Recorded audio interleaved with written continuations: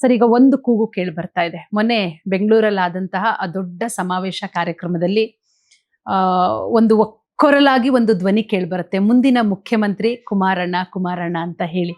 So ಜನರು ಕೂಡ ಅದನ್ನೇ ಬಯಸ್ತಾ ಇದ್ದಾರೆ. ರಾಜ್ಯದ ಜನ ಹೆಂಗನ್ಸ್ತಾ ಇದೆ ಅಂದ್ರೆ ಬೇಸತ್ ಹೋಗ್ಬಿಟ್ಟಿದ್ದಾರೆ. 2.25 ವರ್ಷ, ಇನ್ 2 ವರ್ಷ ಯಾವಾಗ ಆಗ್ಬಿಡುತ್ತಪ್ಪ ಅಂತ ಹೇಳಿ ಕಾಯ್ತಾ ಇದ್ದಾರೆ.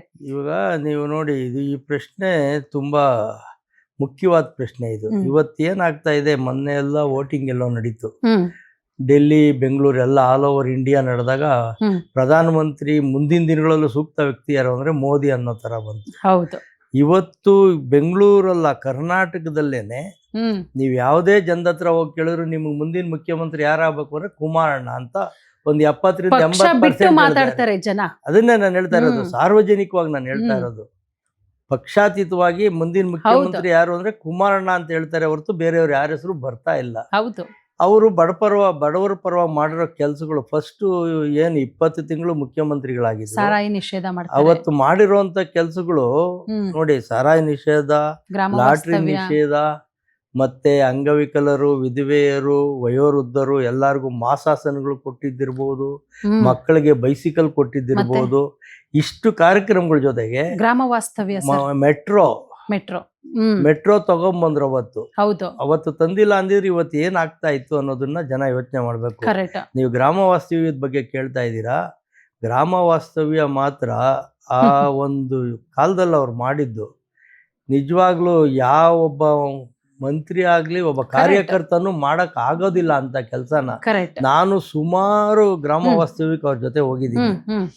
ಅಫ್ಜಲ್ಪುರ್ ಅಂತ ಬೀದರ್ ಹತ್ರ, ಅಲ್ಲಿ ನಾವು ಹೋಗಿ ತಲುಪೋ ಅಷ್ಟೊತ್ತಿಗೆ ರಾತ್ರಿ 1:30 ಹೋದ್ರೆ ಜನ ತುಂಬಿ ಕಾಯ್ತಾ ಇರ್ತಿದ್ರು. ಒಂದು ಮುಖ್ಯವಾಗಿ ಏನ್ ನಡೀತಾ ಇತ್ತು ಅವಾಗ ಅಂದ್ರೆ, ಕುಮಾರಣ್ಣವ್ರು ಒಂದು ಜಿಲ್ಲೆಗೆ ಹೋಗ್ತಾರೆ ಗ್ರಾಮ ವಾಸ್ತವ್ಯಕ್ಕೆ ಅಂದ್ರೆ ಅಟ್ಲೀಸ್ಟ್ ಆ ಟೈಮ್ಗೆ ಆ ರೋಡ್ಗಳು, ಮೋರಿಗಳು, ಬೀದಿ ದೀಪ, ಕುಡಿಯೋ ನೀರು ಅಷ್ಟು ವ್ಯವಸ್ಥೆ ಮಾಡೋರು ಅಧಿಕಾರಿಗಳು. ಇವ್ರು ಬಂದ್ರೆ ಇನ್ ಬೈತಾರೆ ಅನ್ಬಿಟ್ಟು ಆ ಒಂದು ನಿಟ್ಟಿನಲ್ಲಿ ಹಲವಾರು ಗ್ರಾಮಗಳು ಅಭಿವೃದ್ಧಿ ಆಯ್ತು ಅವಾಗ. ಕರೆಕ್ಟ್ ಸರ್, ಸತ್ಯ. ತಾಲೂಕುಗಳು, ಜಿಲ್ಲೆಗಳು ಅಭಿವೃದ್ಧಿ ಆಯ್ತು. ಕುಮಾರಣ್ಣವರು ಇಲ್ಲಿ ಹೋಗ್ಬಿಟ್ಟು ಗ್ರಾಮ ವಾಸ್ತವ್ಯದಲ್ಲಿ ಎಲ್ಲೋ ಮಲ್ಕೋಬೇಕು, ಯಾರ್ದ ಮನೆಗೆ ಹೋಗ್ಬೇಕು ಅಂತ ಹೋಗ್ತಾನೆ ಇರ್ಲಿಲ್ಲ. ಸ್ಕೂಲ್ಗಳಲ್ಲಿ ಹೋಗಿ ಮಲ್ಕೊಂತ ಇದ್ರು. ಅವ್ರು ಇಲ್ಲಿ ಮಲ್ಗೋ, ನಾವು ಅಲ್ಲಿ ಮಲ್ಕೊಂತ ಇದ್ದೋ. 1 ಗಂಟೆಗೆ ಒಂದಿಷ್ಟು ಊಟ ಮಾಡಿ, ಅಲ್ಲಿ ಸ್ಕೂಲಲ್ಲಿ ಏನು ಕಾಮನ್ ಟಾಯ್ಲೆಟ್ ಇತ್ತು ಅದೇ ಟಾಯ್ಲೆಟ್ ಯೂಸ್ ಮಾಡೋರು, ಅಲ್ಲೇ ಸ್ನಾನ ಮಾಡೋರು. ಬೆಳಿಗ್ಗೆ 6 ಗಂಟೆಗೆ ಬಂದು ಜಗ್ಲಿಲ್ ಕೂತ್ಕೊಳ್ಳೋರು, ಜನಗಳ ಜೊತೆ ಮಾತಾಡ್ಕೊಂಡು. ಜಾತಿ ಭೇದ ಯಾವುದು ಇಲ್ಲ, ಯಾವುದು ಜಾತಿ ಭೇದ ಯಾವುದು ಇಲ್ಲ. ಜನತಾ ದರ್ಶನ ಮಾಡೋರು, ವಾರಕ್ಕೆ 1 ದಿವಸ ಸಾಟರ್ಡೆ. ಏನು ಸಾವಿರಾರು ಜನ ಬಂದವರಲ್ಲಿ ಅಟ್ಲೀಸ್ಟ್ 50% ಜನಕ್ಕೆ ನ್ಯಾಯ ಒದಗಿಸ್ತಾ ಇದ್ರು. ಇವತ್ತು ಅವ್ರ ಮನೆ ಬಾಗ್ಲಲ್ಲಿ ಹೆಂಗ್ ಬಂದು ಸೇರ್ಕೊಂತಾರೆ ಜನ, ಎಲ್ಲರಿಗೂ ನ್ಯಾಯ ಒದಗಿಸೋ ಪ್ರಯತ್ನ ಪಟ್ಟು ಒಂದು 50% ಜನಕ್ಕೆ ನ್ಯಾಯ ಒದಗಿಸ್ತಾರೆ. ಅದು ಮುಖ್ಯ. ಯಾರು ಏನ್ ಮಾಡ್ತಾ ಇದಾರೆ ಹೇಳಿ, ಹೋಗ್ಲಿ ಒಬ್ಬ ಮಿನಿಸ್ಟ್ರು, ಒಬ್ಬ MLA ಸಾರ್ವಜನಿಕರ ಕೈಗೆ ಸಿಗ್ತಾರ ಅನ್ನೋದನ್ನ ಯೋಚನೆ ಮಾಡಿ ನೀವು. ಹೌದು. ಅವ್ರ ಆಫೀಸಿಗೆ ಅಲ್ದು ಚಪ್ಪಲಿ ಸೌದೋಗ್ಬಿಟ್ಟಿರತ್ತೆ ಅಷ್ಟೇನೆ. ಅಷ್ಟೇ, ಆ ತರ ಇದೆ. ಕುಮಾರಣ್ಣ ಅಷ್ಟೇ ನೋಡ್ಕೋಬೇಕು ಸರ್ ಜನ, ಇವರು ಇಂಥ ಮಿನಿಸ್ಟ್ರು, ಅಷ್ಟೇ, ಇವರು ರಾಜ್ಯದ ಮುಖ್ಯಮಂತ್ರಿ. ಇವತ್ತು ನೀವು ಶಾಲೆಗಳಲ್ಲಿ ಹೋಗಿ ಮಕ್ಳನ್ನ ಕೇಳಿ ಇವತ್ತಿನ ಮಂತ್ರಿಗಳು ಯಾರ್ಯಾರು ಇದಾರೆ ಅನ್ಬಿಟ್ಟು ಯಾರ ಹೆಸರು ಬರಲ್ಲ ಸರ್. ಯಾರಿಗಾನ ಗೊತ್ತಿದ್ಯಾ? ಗೊತ್ತಿಲ್ಲ ಸರ್, ಯಾರಿಗೂ ಗೊತ್ತಿಲ್ಲ. ಅದನ್ನ ನಮ್ ಮಕ್ಳಿಗೆ ತಿಳಿಸೋದನ್ನ ಫಸ್ಟ್ ಆಗ್ಬೇಕು. ಹೌದು. ಮೊದಲನೇದಾಗಿ ನಾವು ಹೇಳ್ದಂಗೆ ಕುಮಾರಣ್ಣವ್ರ ಆಸೆ ಪ್ರಕಾರ ಲ್ಯಾಂಗ್ವೇಜ್ ಕನ್ನಡ, ಇಂಗ್ಲಿಷ್ ಎರಡಕ್ಕೆ ಎಲ್ಲಾ ಪ್ರೈವೇಟ್ ಸ್ಕೂಲ್ ಇರ್ಬೋದು, ಗೌರ್ಮೆಂಟ್ ಸ್ಕೂಲಲ್ಲಿ ಆದ್ಯತೆ ಕೊಡ್ಬೇಕು. ಕರೆಕ್ಟ್. ಬರೀ ಇಂಗ್ಲಿಷ್ ಮೀಡಿಯಂ ತೋರಿಸೋದು, ಕನ್ನಡ ಹೇಳ್ಕೊಡದೆ ಇರೋದು, ಈ ಥರದ್ದೆಲ್ಲ ನಿಲ್ಲಬೇಕು ಮೊದಲನೇದಾಗಿ. ಹೌದು. ಇವತ್ತೇನು ಬೇರೆ ಹೋರಾಟಗಳು ಮಾಡ್ತಾರೆ ಅದನ್ನೆಲ್ಲ ಬಿಟ್ಟು ಅದನ್ನ ಮಾಡ್ತು ಅಂದ್ರೆ ಅನುಕೂಲ ಆಗುತ್ತೆ ಜನಗಳಿಗೆ. ಕರೆಕ್ಟ್. ಇವರು ಸರ್ಕಾರ ಏನಾಗಿದೆ, ಈ ಪ್ರೈವೇಟ್ ಸ್ಕೂಲ್ ಲಾಬಿಗೆ ಮಣಿದು ಬಿಟ್ಟು ಅವ್ರು ಹೇಳ್ದಂಗೆ ಕೇಳ್ಕೊಂಡು ಕೂತಿದ್ದಾರೆ. ಯಾಕೆಂದ್ರೆ ಅವ್ರಗಳದೇ ಸ್ಕೂಲ್ಗಳಿದೆ ಎಲ್ಲ. ನಾನು ಅದನ್ನೇ ಹೇಳೋಣ ಅಂತ ಹೊರಟೆ ಅಲ್ವಾ? ಅದರಿಂದ ಅದಕ್ಕೆ ಮಣಿಬಾರ್ದು. ನ್ಯಾಯಯುತವಾಗಿ ಸಾರ್ವಜನಿಕರ ಸೇವೆಗೆ ಆದ್ಯತೆ ಕೊಡಬೇಕು. Correct sir. ಸರಿ, ಈಗ ಕಾಂಗ್ರೆಸ್ ಸರ್ಕಾರದಲ್ಲಿ ಕೇಳ್ಬರ್ತಾ ಇರುವಂತಹ ಒಂದು ವಿಚಾರ ಏನಪ್ಪಾ ಅಂದ್ರೆ, ಅವರ ಪಕ್ಷದ ಶಾಸಕರುಗಳೇ ಹೇಳ್ತಾ ಇದ್ದಾರೆ, ಸಚಿವರುಗಳು ನಮ್ ಕೈಗೆ ಸಿಗ್ತಾ ಇಲ್ಲ, ನಾವು 10 ರೂಪಾಯಿ ಕೇಳಿದ್ರೆ 50 ಪೈಸೆನೂ ನಮಗೆ ಸಿಗ್ತಾ ಇಲ್ಲ ಅಂತ ಹೇಳಿ. ಹೆಂಗೆ ಅಂತ ಹೇಳಿದ್ರೆ, ಗ್ಯಾರಂಟಿಯಿಂದ ಅವರ ಪಕ್ಷದ ಶಾಸಕರುಗಳೇ ಬೇಸತ್ತು ಹೋಗ್ಬಿಟ್ಟಿದ್ದಾರೆ. ನಾವು ನಮ್ಮ ಕ್ಷೇತ್ರಕ್ಕೆ ಹೋಗಿ ಜನರು ನಮ್ಗೆ ಯಾವ ರೀತಿ ಟ್ರೀಟ್ ಮಾಡ್ತಾರೆ ಅಂತ ಹೇಳಿದ್ರೆ, ಜನರ ರೆಸ್ಪಾನ್ಸ್ ನಮಗೆ ನೋಡೋದಕ್ಕಾಗ್ತಾ ಇಲ್ಲ, ಏನೋ ಅಭಿವೃದ್ಧಿನೇ ಇಲ್ಲ, ಬರೀ ಗ್ಯಾರಂಟಿ ಅಂತಿದಾರಲ್ಲ ಅಂತ ಹೇಳ್ಬಿಟ್ಟು. ಮೇಡಮ್ ಅದೇನೆ ಜನಗಳಿಗೆ ನಾನು ಮೊದಲನೇ ಹೇಳಿದೆ, ಮೂಲಭೂತ ಸೌಕರ್ಯಗಳನ್ನ ಮೊದಲನೇದಾಗಿ ಕೊಡ್ಬೇಕು. ಹೌದು. ಬೆಂಗಳೂರು ಜನ ಏನ್ ಕೇಳ್ತಾರೆ, ಒಂದು ರಸ್ತೆ, ಒಂದು ಮೋರಿ, ಒಂದು ಕಸ, ಒಂದು ಕುಡಿಯೋ ನೀರು, ಒಂದು ವಿದ್ಯುತ್ ಶಕ್ತಿ. ಕರೆಕ್ಟ್. ಏನ್ ಬಿಟ್ಟಿ ಕೊಡಿ ಅಂತ ಯಾರು ಕೇಳೋದು. ಹೌದು. ಹಳ್ಳಿ ಜನಕ್ಕೆ ಹೋದ್ರೆ ಒಂದು ನೀರು, ಒಂದು ಎಲೆಕ್ಟ್ರಿಸಿಟಿ, ಮತ್ತೆ ಅವ್ರಿಗೆ ಸಬ್ಸಿಡಿಗಳು, ಸ್ವಲ್ಪ ಗೊಬ್ಬರಕ್ಕೆ, ಅವ್ರು ಬೆಳೆದ ಬೆಳೆಗೆ ಒಂದು ಬೆಂಬಲ ಬೆಲೆ ಅಷ್ಟೇ. ಇಷ್ಟು ಕೊಟ್ರೆ ಯಾರು ಫ್ರೀ ಕೇಳ್ತಾರೆ? ಇವ್ರ ದುಡ್ಡು ಇವ್ರ ಹತ್ರನೇ ಇರುತ್ತೆ. ಅಭಿವೃದ್ಧಿ ಕೆಲಸಗಳು ಮಾಡ್ಬೋದಲ್ಲ ಇವರು? ಎಷ್ಟು ಅಭಿವೃದ್ಧಿ ಕೆಲಸ ಮಾಡಿದ್ದಾರೆ. ಇವತ್ತು ಏನ್ ನಾವು ಅದನ್ನ ಮಾಡ್ತೀವಿ ಇದನ್ನ ಮಾಡ್ತೀವಿ ಅಂತ ಹೇಳ್ತಾರೆ. ಇವತ್ತು ಕೃಷ್ಣಾ ಮೇಲ್ದಂಡೆ ಮಾಡಿರೋದು ಇರ್ಬೋದು, ಏತ ನೀರಾವರಿ ಇರ್ಬೋದು, ತುಂಡು ಗುತ್ತಿಗೆ ಕೊಟ್ರು ದೇವೇಗೌಡರು ಅಂತಾರೆ ಅವತ್ತಿನ ಕಾಲಕ್ಕೆ. ಯಾಕೆ ತುಂಡು ಗುತ್ತಿಗೆ ಕೊಟ್ರು? ಅವರು ಕೆಲಸ ಬೇಗ ಮುಗಿಬೇಕು. ಒಬ್ಬರಿಗೆ ಕೊಟ್ರೆ ವರ್ಷಾನ್ಗಟ್ಲೆ ತಗೋತಾನೆ. ಅದನ್ನ 10 ಭಾಗ ಮಾಡಿ 10 ಜನಕ್ಕೆ ಕೊಟ್ರೆ ಬೇಗ ಮುಗಿಯುತ್ತೆ ಅನ್ನೋ ಉದ್ದೇಶದಲ್ಲಿ ಕೊಟ್ಟಿದ್ದ ಅವತ್ತಿನ ಕಾಲಕ್ಕೆ. ಅದನ್ನ ಯೋಚನೆ ಮಾಡುವಂತ ಶಕ್ತಿ ನಮ್ ಜನಗಳಿಗಿಲ್ಲ. ಇದ್ರೂನು ಅದನ್ನ ಬಿಟ್ಟು ಅವ್ರನ್ನ ಟೀಕೆ ಮಾಡೋದ್ರಲ್ಲೇ ಕಾಲ ಕಳೀತಾ ಇದಾರೆ ಹೊರತು ಅವ್ರು ಮಾಡಿರೋ ಕೆಲ್ಸಗಳು ಅವ್ರಿಗೂ ಗೊತ್ತು. ಅವರು ಎಲ್ಲೋ ಒಂದ್ ಕಡೆ ಮಾತಾಡ್ತಾರೆ, ಅವ್ರು ಮಾಡಿದಾನೆ ಕೆಲಸ, ದೇವೇಗೌಡರು ಮಾಡಿದ್ದಾರೆ, ಕುಮಾರಣ್ಣ ಮಾಡಿದಾನೆ ಅಂತ. ಬಟ್ ಸಾರ್ವಜನಿಕವಾಗಿ ಹೇಳ್ಕೊಳಕ್ ಅವ್ರ ಕೈಲಿ ಆಗಲ್ಲ. ಅದನ್ನ ಕರೆಕ್ಟ್. ಈ ರೀತಿ ಆಗ್ತಾ ಇದೆ. ಸರಿ, ಈಗ ಹೆಂಗೆ ಅಂತ ಹೇಳಿದ್ರೆ, ಈ ಕಳೆದ ಬಾರಿ 2023 ನಾವು ಚುನಾವಣೆ ತಗೊಳ್ಳೋದಾದ್ರೆ ಪಂಚ ಗ್ಯಾರಂಟಿಗಳು ಅದನ್ನ ಇಟ್ಕೊಂಡು 135 ಆಯ್ತು. ಈ ಪಂಚ ಗ್ಯಾರಂಟಿಗಳು ಮುಂಬರುವಂತಹ ಚುನಾವಣೆ, ಅದು GBA ಇರಬಹುದು ಅಥವಾ ಮುಂಬರುವಂತಹ ವಿಧಾನಸಭೆ ಚುನಾವಣೆ ಇರಬಹುದು 2028ಕ್ಕೆ, ಇದು ಎಷ್ಟು ಮಟ್ಟಿಗೆ ಏನಾದರೂ ಎಫೆಕ್ಟ್ ಆಗುತ್ತಾ ಅಥವಾ ಇಲ್ವಾ ಅಂತ ಸರ್? ನೋಡಿ, GBA ಚುನಾವಣೆಯಲ್ಲಿ ಅದು ಏನು ಎಫೆಕ್ಟ್ ಆಗೋ ಚಾನ್ಸಸ್ ತುಂಬಾ ಕಡಿಮೆ. ಓಕೆ. ಏಕೆಂದ್ರೆ ರೂರಲ್ ಅಲ್ಲಿ ಸ್ವಲ್ಪ ಒಂದು 10% ಇಂಪ್ಲಿಮೆಂಟ್ ಆಗ್ಬೋದು. ಓಕೆ. ಈ ಜಿಲ್ಲಾ ಪಂಚಾಯತಿ, ತಾಲೂಕ್ ಪಂಚಾಯತಿ ಚುನಾವಣೆಯಲ್ಲಿ GBA ನಲ್ಲಿ ಅದ್ರ ಪ್ರಭಾವ ಏನು ಬೀರೋದಿಲ್ಲ. ಇವತ್ತು ಬೆಂಗಳೂರಿನಲ್ಲಿ ಹೆಣ್ಣು ಮಕ್ಕಳುಗಳು ಗಾರ್ಮೆಂಟ್ಸ್ಗೆ ಹೋಗಿ ದುಡ್ಕೊಂಡ್ ಬಂದ್ರೆ ಜೀವನ, ಕೊಡೋ 2000ದಲ್ಲಿ ಏನು ಮಾಡಕ್ಕಾಗಲ್ಲ. ಹೌದು. ಗಾರ್ಮೆಂಟ್ಸ್ ಅಲ್ಲಿ ಅವ್ರು ಕೊಡೋ ಸಂಬಳನ ಸ್ವಲ್ಪ ಒಂದು ಕನಿಷ್ಠ ವೇತನ ಫಿಕ್ಸ್ ಮಾಡಿ ಕೊಡ್ಸಿದ್ರೆ ಅವ್ರಿಗೆ ಅನುಕೂಲ ಆಗುತ್ತೆ. ಅವ್ರಿಗೆ ಯಾಕೆ 2,000 ಏನು ಮಾಡಲ್ಲ ಸರ್, ಅದನ್ನೇ ಒಂದು 18-20 ಸಾವಿರ ಮಾಡಿದ್ರೆ ಅಷ್ಟೇ. ಒಂದು 15 ಮೇಲೆ ಕೊಟ್ರೆ ಅವ್ರಿಗೆ ಅನುಕೂಲ ಆಗುತ್ತೆ. ಈ 2,000 ಅವ್ರೇನು ನಂಬ್ಕೊಂಡ್ ಕೂತ್ಕೊಳ್ಳೋದಿಲ್ಲ. ಹೌದು. ಈ ರೀತಿ ಕೆಲಸಗಳನ್ನ ಮಾಡಬೇಕೆ ಹೊರತು ನಾವು ಗ್ಯಾರಂಟಿ ಅನ್ಬಿಟ್ಟು ಅಭಿವೃದ್ಧಿ ಕೆಲಸನೆಲ್ಲ ಪಕ್ಕಕ್ಕಿಟ್ಟು ಯಾವ್ಯಾವ್ದು ಇಲಾಖೆಗಳಲ್ಲಿ ಏನೇ ಗ್ರಾಂಟ್ ಬಂದ್ರು ಅದನ್ನೆಲ್ಲ ತೆಗೆದು ಬಿಟ್ಟಿಗೆ ಹಾಕೊಂಡು ಅಭಿವೃದ್ಧಿ ಕೆಲಸಗಳು ಇವತ್ತವರೆಗೂ ಒಂದು ದೊಡ್ಡ ಕೆಲಸಗಳು ಯಾವ್ದು ಪ್ರಾಜೆಕ್ಟ್ ತಗೋತಾ ಇಲ್ಲ ಸರ್. ಯಾವ ಶಂಕುಸ್ಥಾಪನೆ ಆಗಿದೆ ಸರ್? ಹೋಗ್ಲಿ, ಯಾವ್ದು ಇಲ್ವೇ ಇಲ್ಲ. ಅದನ್ನ ಹೇಳ್ತಾ ಇರೋದು, ಒಂದು ಮಾಡಿಲ್ಲ. ಇವಾಗ ಕುಮಾರಣ್ಣವ್ರ ಕೇಂದ್ರದಲ್ಲಿ ಮಂತ್ರಿಗಳಾಗಿದ್ದಾರೆ. ಹೌದು. ಅವರು ಹಲವಾರು ಕಾರ್ಯಕ್ರಮಗಳನ್ನ ತಗೊಂಬರಕ್ ತುದಿಗಾಲಲ್ಲಿ ನಿಂತಿದ್ದಾರೆ. ಹೌದು.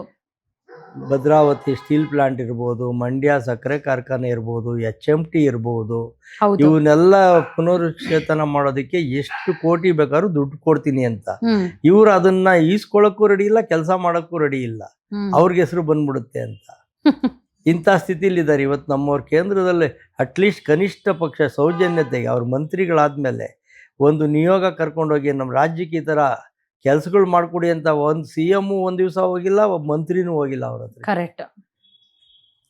ಇದು ದ್ವೇಷದ ರಾಜಕಾರಣ. ಅದೇ ಇವಾಗ ತಮಿಳ್ನಾಡು, ಆಂಧ್ರ ತಗೊಳ್ಳಿ, ಆಂಧ್ರ ತಗೊಳ್ಳಿ, ಅವ್ರು ಯಾವುದೇ ಪಕ್ಷ ಇದ್ರು ಇವತ್ತು ಹೋಗಿ ಮೀಟ್ ಮಾಡ್ತಾರೆ. ಆಂಧ್ರದಲ್ಲಿ ಚಂದ್ರಬಾಬು ನಾಯ್ಡು ಅವರು ಎಷ್ಟು ಪ್ರಾಜೆಕ್ಟ್ಗಳು ಇಂಪ್ಲಿಮೆಂಟ್ ಮಾಡಿಸಿದ್ದಾರೆ ಕುಮಾರಣ್ಣವ್ರ ಕೈನಲ್ಲಿ. ಕರೆಕ್ಟ್. ನೀವು ನೋಡಿರ್ಬೋದು ಮಾಧ್ಯಮಗಳಲ್ಲಿ ಎಷ್ಟು ಪ್ಲಾಂಟ್ಗಳು, ವೈಜಾಗ್ ಇರ್ಬೋದು, ಆಮೇಲೆ ಇನ್ನು ಸುಮಾರು ಕಾರ್ಖಾನೆಗಳನ್ನ ರೆಡಿ ಮಾಡಿಸಿದ್ದಾರೆ. ಆ ತರದ್ದು ನಮ್ಮಲ್ಲಿ ಒಂದೂ ಆಗ್ತಾ ಇಲ್ಲ. ಅವ್ರು ಮಾಡಕ್ ಹೊರಟಿರೋದನ್ನು ಮಾಡಕ್ ಹೋಗ್ತಾ ಇಲ್ಲ.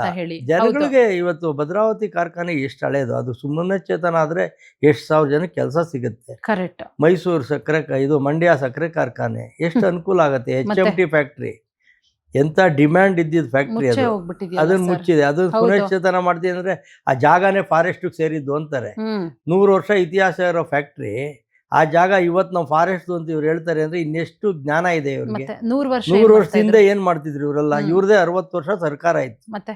ಅವತ್ ಮಾತಾಡ್ಬೋದಿತ್ತಲ್ಲ ಅದ್ರ ಬಗ್ಗೆ. ಸರ್ಕಾರಕ್ಕೆ ಸೇರಿದ್ದಲ್ಲ, ಇವಾಗ ಸರ್ಕಾರಕ್ಕೆ ಸೇರಿದೆ. ಈ ತರ ಒಂದು ಕುಂಟು ನೆಪಗಳನ್ನ ಹುಡುಕಿ ಅಭಿವೃದ್ಧಿ ಮಾಡೋರ್ಗೂ ಬಿಡ್ತಾ ಇಲ್ಲ, ಇವರು ಮಾಡ್ತಾ ಇಲ್ಲ. ಅದಕ್ಕೆ ಜನ ಈ ಸರಿ ಮುಂದಿನ ದಿನಗಳಲ್ಲಿ ಸರಿಯಾದ ಉತ್ತರ ಕೊಡ್ತಾರೆ.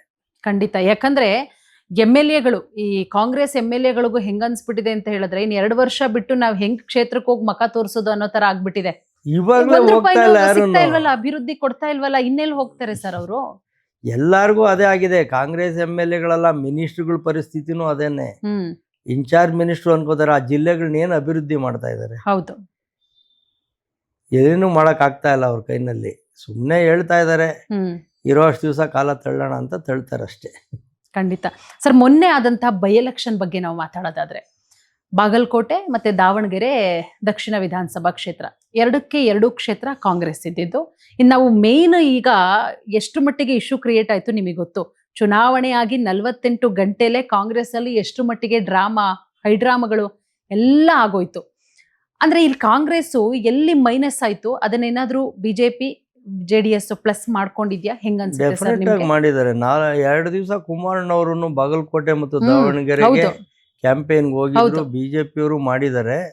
ಜನಗಳಿಗೆ ಗೊತ್ತಿದೆ ಇವತ್ತು ಏನಾಗಿದೆ ಸಮಾಜದಲ್ಲಿ ಅಂತ. ಹ್ಮ್ ಅಲ್ಲೂ ನೀವು ಸೂಕ್ಷ್ಮವಾಗಿ ನೋಡ್ಬೋದು ನೀವು. ಹ್ಮ್ ಅವ್ರು ಏನ್ ಮಾಡಿದ್ರು, ಅಲ್ಲಿ ಜನಾಂಗಗಳನ್ನ ಎತ್ತಿ ಕಟ್ಟುವಂತ ಕೆಲಸ ಮಾಡಿದ್ರು.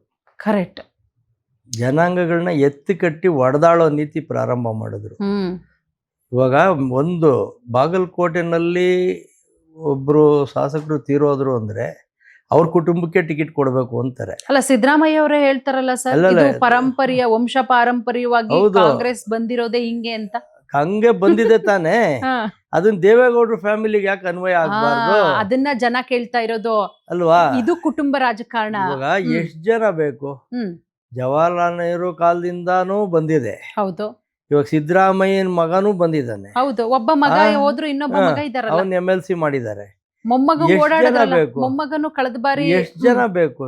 ಕಾಂಗ್ರೆಸ್ ಲೀಡರ್ಗಳು ಎಷ್ಟು ಫ್ಯಾಮಿಲಿಲಿ ಬಂದಿಲ್ಲ ಅವೆಲ್ಲ. ಹ್ಮ್ ಆಮೇಲೆ ಇನ್ನೂ ಒಂದು ನೀವು ಅಬ್ಸರ್ವ್ ಮಾಡಿ, ದೇವೇಗೌಡರ ಕುಟುಂಬದಲ್ಲಿ ಯಾರೇ ರಾಜಕೀಯಕ್ಕೆ ಬಂದಿದ್ರು ಹಿಂಬಾಗ್ಲಿಂದ ಯಾರು ಬಂದಿಲ್ಲ.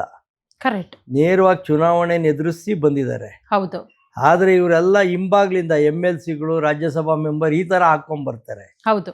ಅದನ್ನ ಯೋಚನೆ ಮಾಡಿ. ಹ್ಮ್ ಮಾತಾಡ್ಬೇಕು ಅಂದ್ರೆ ಒಂದು ನೈತಿಕತೆ ಇರಬೇಕು. ಹ್ಮ್ ಇವಾಗ ಒಬ್ಬ ಡಾಕ್ಟ್ರು ಮಗ ಡಾಕ್ಟ್ರ್ ಓದ್ತಾನೆ, ಇಂಜಿನಿಯರ್ ಮಗ ಇಂಜಿನಿಯರ್ ಓದ್ತಾನೆ. ರಾಜಕಾರಣಿ ಮಗ ಏನ್ ಮಾಡ್ಬೇಕು? ರಾಜಕಾರಣ ಮಾಡಬಾರ್ದಾ? ಮಾಡ್ಬಹುದು. ಮಾಡ್ಬೋದಲ್ವಾ? ಅದು ಗೊತ್ತಿದೆ ಇವ್ರಿಗೆಲ್ಲ. ಆದ್ರೂ ಹ್ಮ್. ದೇವೇಗೌಡರ ಫ್ಯಾಮಿಲಿ ಮಾತ್ರ ಕುಟುಂಬ ಅಲ್ಲ ರಾಜಕಾರಣ. ಸರ್, ಈಗ ಬೇರೆಯವ್ರದ್ರಲ್ಲಿ ಇದನ್ನೇ ಇಲ್ಲ. ಈಗ MB ಪಾಟೀಲ್ ಅವರು ನೀವ್ ಹೇಳದ್ ಮಾತನ್ನೇ ಹೇಳ್ತಾರೆ. ಹ್ಮ್. ಹೌದಲ್ವಾ? ಇದೇ ಕಾಂಗ್ರೆಸ್ನವರು ದೇವೇಗೌಡರು ಕುಟುಂಬನ ಯಾಕೆ ಟೀಕಿಸ್ತಾರೆ? ಇದು ಜನ ಕೇಳ್ತಾ ಇರೋ ಪ್ರಶ್ನೆ. ಇದೇ MB ಪಾಟೀಲ್ ಅವರು ನೀವು ಹೇಳದನ್ನೇ ಹೇಳಿದ್ರು, ಡಾಕ್ಟ್ರು ಮಗ ಡಾಕ್ಟರ್ ಆಗ್ಬೋದು, ಇಂಜಿನಿಯರ್ ಮಗ ಇಂಜಿನಿಯರ್ ಆಗ್ಬೋದು, ರಾಜಕಾರಣಿ ಮಗ ರಾಜಕಾರಣಿ ಆಗಬಾರ್ದ ಅಂತ ಹೇಳಿ.